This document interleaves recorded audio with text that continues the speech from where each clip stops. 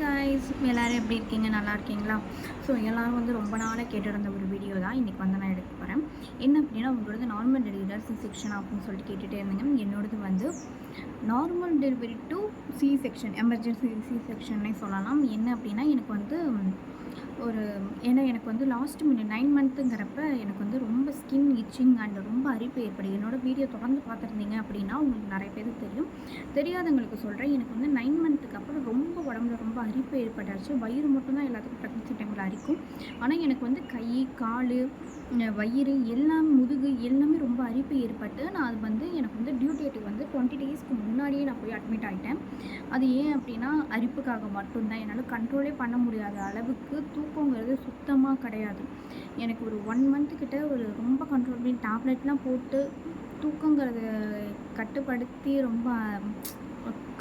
ரொம்ப கஷ்டப்பட்டுட்டேன்.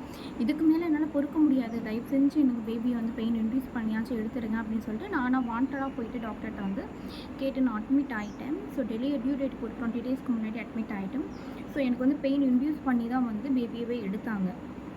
அது எப்படி அப்படின்னா, பெயின் இன்டியூஸ் பண்ணாங்க. நார்மல் டெலிவரிக்கு தான் புஷ் பண்ணி பெயின் இன்டியூஸ் பண்ணாங்க. பட் ஆனால் ஃபைனல் டைமில் வந்து எனக்கு வந்து ரொம்ப ஒரு கிரிட்டிக்கலான ஒரு சிச்சுவேஷன். ஸோ அது வந்து அதை பற்றி வீடியோக்குள்ளே போய் பார்க்கலாமா? வாங்க வீடியோக்குள்ளே போகலாம். என்னென்னங்கிறது, எனக்கு வந்து டியூ டேட் வந்து April 20 கொடுத்துருந்தாங்க. பட் ஆனால் டெலிவரி ஆனது வந்து நான் 20 டேஸ்க்கு முன்னாடியே போய் அட்மிட் ஆகிட்டேன். ஸோ ஏன் அப்படிங்கிறது வந்து நான் சொல்லியிருந்தேன். அரிப்பு அந்த ஒரு ப்ராப்ளத்தினால தான்.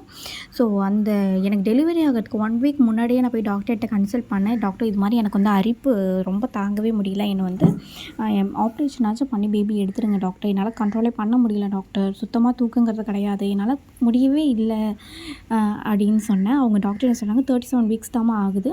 38 வீக்ஸ் ஆச்சும் ஆகட்டும், கம்ப்ளீட் ஆகட்டும். நம்ம வந்து அப்போ பேபியை வந்து பெயின் இன்டியூஸ்க்காச்சும் பண்ணலாம். பேபி அப்போ வந்து நல்லா வந்து தலை இறங்கியிருக்கும் அப்படிங்கிற மாதிரி சொன்னாங்க. ஸோ அந்த ஒரு வாரத்துக்கு ரொம்ப கண்ட்ரோல் பண்ணிவிட்டு நான் ரொம்ப கஷ்டப்பட்டு இருந்தேன். ஸோ அன்றைக்கி போய் டாக்டர்கிட்ட பார்க்கும்போது அட்மிட் ஆக சொல்லிட்டாங்க.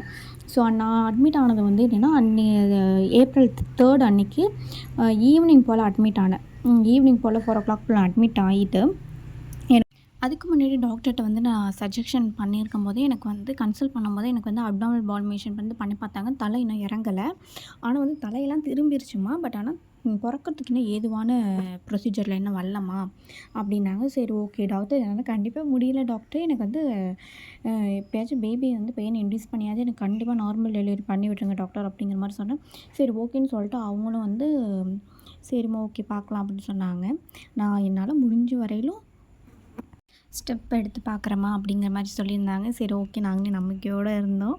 ஸோ அதுக்கப்புறம் என்னென்னா, அட்மிட் ஆகிட்டு நைட்டு என்ன சொன்னாங்க, ஜூஸ் மட்டும் குடிச்சிக்கோங்க அப்படி மாதிரி சொன்னாங்க. நான் ஃபைனலாக ஆரஞ்ச் ஜூஸ் மட்டும் தான் குடித்தேன். ஆரஞ்ச் ஜூஸ் மட்டும் குடிச்சிட்டு அதுக்கப்புறம் அட்மிட் ஆக சொன்னாங்க. அதுக்கப்புறம் எனக்கு என்ன ப்ரொசீஜர் ஸ்டார்ட் பண்ணாங்கன்னா, ஃபஸ்ட்டு வந்து டியூப் வந்து மூலியமாக வந்து பெயின் வந்து அந்த பலூன் வந்து நல்லா கர்ப்பப்பை வாய்க்குள்ளே வச்சு அந்த வாய் விரிய வந்து எனக்கு ஃபஸ்ட்டு வந்து சுத்தமாகவே வந்து கர்ப்பப்பை ஓப்பனே ஆகலை. 2 சென்டிமீட்டர் சம்திங் ஆச்சும் ஓப்பனில் இருந்தால் நான் பெயின் ரிலீஸ் பண்ணிட்டால் கொஞ்சம் ஈஸியாக இருக்கும் அப்படின்னு. எனக்கு சுத்தமாகவே ஓப்பன் ஆகலைங்கிறதுனால அவங்க வந்து அந்த பால் மூலிமா ஒரு டியூப் மாதிரி வச்சாங்க. அதை நான் மென்ஷன் பண்ணுறேன்.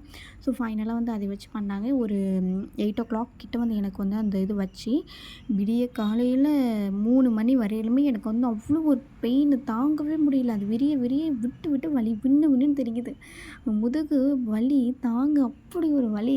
ஸோ என் கூட வந்து என் அம்மா பெரியம்மா தான் இருந்திருந்தாங்க. எல்லாமே வந்து பார்த்துட்டு ரொம்ப கஷ்டப்பட்டுருக்கேன் அப்படிங்கிற மாதிரி சொல்லிகிட்டே இருந்தாங்க. என்னாலுமே கண்ட்ரோலே பண்ண முடியல. அது மாதிரி பெயின் வந்துகிட்டே இருந்துச்சு. ஸோ அது வச்சுமே ஓரளவுக்கு வந்து ஒரு 2 சென்டிமீட்டர் கிட்ட ஓப்பன் ஆயிடுச்சு. அதுக்கப்புறம் என்ன சொன்னாங்க, ஓகே ஒரு 2 சென்டிமீட்டர் ஓப்பன் ஆகிருக்கு. ஓகே, இன்னும் வந்து நம்ம வந்து இது மட்டும் தான் 2 சென்டிமீட்டர் 4 மினிமம் ஒரு 6 இருந்தால் வச்சுருந்தோம்னா கொஞ்சம் பார்க்கலாம் அப்படிங்கிற மாதிரி சொல்லியிருந்தாங்க. நெக்ஸ்ட் ஸ்டெப்ஸ் வந்து என்ன பண்ணியிருந்தாங்க, எனக்கு வந்து இனிமா கொடுத்துட்டாங்க. இதுக்கப்புறம் ப்ரொசீஜர் வந்து இன்னும் வந்து இதாக இருக்கும், மருந்து வைக்கணும் அப்படிங்கிற மாதிரி சொல்லிவிட்டு நானும் போயிட்டு வார்டுக்குள்ளே போயிட்டு அவங்க வந்து மருந்து வச்சு விட்டாங்க.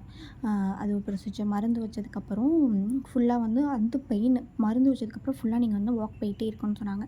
நானும் அவ்வளோ நேரம் வாக் பண்ணுறேன். பெயின் வருது விட்டு வலிக்குது போகுது. அதே மாதிரி தான் இருந்துச்சு. அதுக்கப்புறமும் நாங்கள் கண்ட்ரோல் பண்ணிவிட்டு அந்த வலியோடையே நடந்து போனேன். ஓரளவு தான் அந்த வலியுமே இருந்துச்சு. எனக்கு அதுக்கப்புறமே வலியுமே சுத்தமாக இல்லை. அவங்க டாக்டர கேட்டுகிட்டே இருந்தாங்க. நர்ஸ்லாம் இருந்தாங்க. பட் ஆனால் நர்ஸ்லாம் அவ்வளோ சூப்பராக பார்த்தாங்க. நர்ஸ் என்கிட்ட கேட்டாங்க, "பெயின் இருக்கா இருக்கா?" அப்படிங்கிறேன். இல்லை நர்ஸ், எனக்கு வந்து பெயின் சுத்தமாகவே கிடையாது.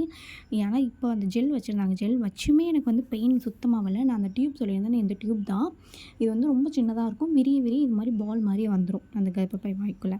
ஸோ எனக்கு ஜெல் வச்சுமே வந்து எனக்கு வந்து வரவே இல்லை. நானும் இன்னொரு பொண்ணு 2 பேருமே இருந்தோம். அவங்களுக்கும் அப்படியே தான், பெயின் சுத்தமாகவே இல்லை. ஜெல் வச்சுமே 2 பேத்துக்குமே பெயினே கிடையவே கிடையாது. அது மாதிரி இருந்துச்சு.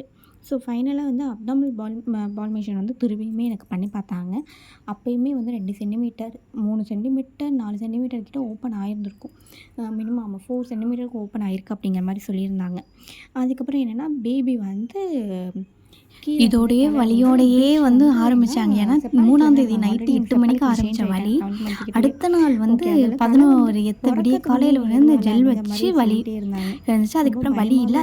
அதுக்கப்புறம் வலி வந்து ஆரம்பிச்சிருச்சு. 2 வாட்டி செகண்ட் டைம் திரும்பியும் ஜெல் வச்சுருந்தாங்க. அப்பயுமே வந்து பெயின் ஆரம்பிச்சிருச்சு. ஒரு 9 o'clock கிட்ட வந்து நான் திருப்பியும் போயிட்டு உள்ளே வார்டுக்குள்ளே போயிட்டேன். நீங்கள் வார்டுக்குள்ளே வந்துருங்க, இன்னும் ப்ரொசீஜர் வந்து பார்த்துக்கலாம் அப்படின்னு சொல்லிட்டு குளுக்கோஸ் மாதிரி வந்து குளுக்கோஸில் வந்து அந்த பெயின் இன்டியூஸ் பண்ணுற அந்த மருந்து ஒன்று போட்டாங்க. குளுக்கோஸ் பாட்டில் மாதிரியே இருந்துச்சு. அப்புறம் அது வந்து இந்த கையில் வந்து இந்த இது போட்டு அந்த இதில் வந்து ஊசி மூலியமாக அது வந்து ஏற்றினாங்க. எனக்கு கையில் நார்மலாக குளுக்கோஸ் ஏற்றுவோம்ல, அதே மாதிரி ஏற்றுனாங்க. ஓகேன்னு சொல்லிட்டு அது பெயின். ஏன்னா வார்டுக்குள்ளேயே இருந்துட்டேன்னா எனக்கு பெயின் சுத்தமாக தாங்க முடியல. படுத்தே தான் இருக்க சொன்னாங்க. அப்போ வின்னு தெரிக்குதா, ஐயோ செம்ம பெயின். ஓரளவுக்கு மேலே கண்ட்ரோலே பண்ண முடியல. அந்த பெயின் சொல்லவும் முடியல, எதுவுமே பண்ணவே முடியல. பேபியோட ஹார்ட் பீட் வந்து அங்கே மானிட்டர் பண்ணிகிட்டே இருந்தாங்க.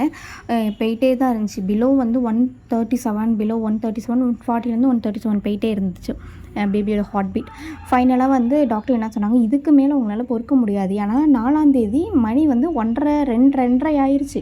அவங்க டாக்டர் என்ன சொன்னாங்கம்மா, இவ்வளோ நேரம் நீ பொறுத்துட்ட, வேணவே வேணாம், பேபிக்கு வந்து மூச்சு திணறல் ரொம்ப ஆகிடும். ஏன்னா பனிக்குடம் வேறு எனக்கு வந்து ஃபைனலாக வந்து உடஞ்சிருச்சு. பனிக்குடம் உடஞ்சதுக்கப்புறம் சொன்னாங்க, இதுக்கு மேலே பண்ணால் பேபிக்கு வந்து மூச்சு திணறல் ஆகிடும், நீங்கள் C-செக்ஷன் பண்ணிடலாம் அப்படிங்கிற மாதிரி என்கிட்ட கேட்டாங்க. டாக்டர் நான் சொன்னேன், ஓகே டாக்டர் அப்படிங்க. ஏன்னா எனக்கு ஒரு நாள் பரவாயில்ல, பேபிக்குங்கிறப்ப எனக்கு ரொம்ப கஷ்டமாயிடுச்சு. என்கிட்ட சொல்லிவிட்டு போய் வெளியில் எங்கள் அம்மா அப்புறம் என்னோட ஹஸ்பண்ட்லாம் இருந்தாங்க, அவங்கள்ட்டலாம் போய் சொல்லிட்டு வந்தாங்க. ஓகே, அவங்களும் ஓகேன்ட்டாங்க. அப்புறம் டக்குன்னு போயிட்டு மேலே ஆப்ரேஷன் தேட்டர்லாம் ரெடி பண்ணிவிட்டு ஃபைனலாக வந்து C-செக்ஷன் தான் பண்ணாங்க. ஒரு அழகான க்யூட்டான ஒரு பாய் பேபி. எல்லாருக்கும் ரொம்ப ஹாப்பி, ரொம்ப சந்தோஷமாகவே இருந்துச்சு.